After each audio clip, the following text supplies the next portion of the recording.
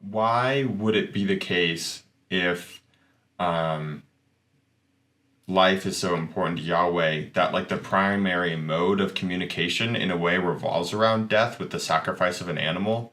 Does it that seems like counterintuitive to some degree. Yeah, if you view it that way, I would view it as the blood is the life force. So that's Right. that's the way they're viewing it is coming in and then sacrificing an animal to take the blood and sprinkle the blood on the altar to decontaminate the altar, if you will, like kind of like our hospital analogy.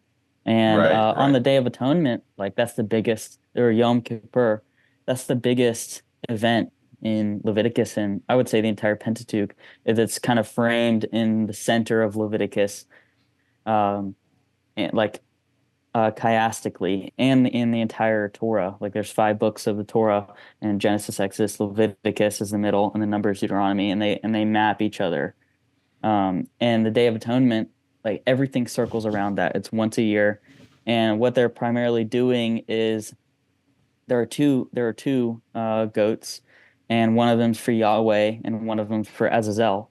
And the one that they put all of like the iniquity and the gross like impurity and death and sin on goes out of the camp into the wilderness, into the realm like of death. The Mm, wilderness would be like a very scary place in ancient Near Eastern thought. And then the mm, goat that's blameless, that represents, like clean.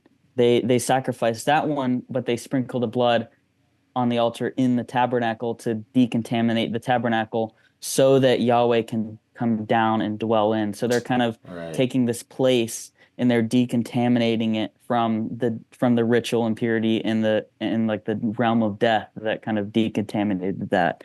And then so that Yahweh can come dwell in it. And I think that that's the picture of even pushing that forward today. Like if we are the temple, and then if Christ was a priest and and a decontamination offering, then the Holy Spirit can kind of decontaminate us and dwell in us, if that Mm, makes sense. yeah. Yeah. So that was kind of Yeah. what I was pushing a little bit on the Torah Tuesday podcast video.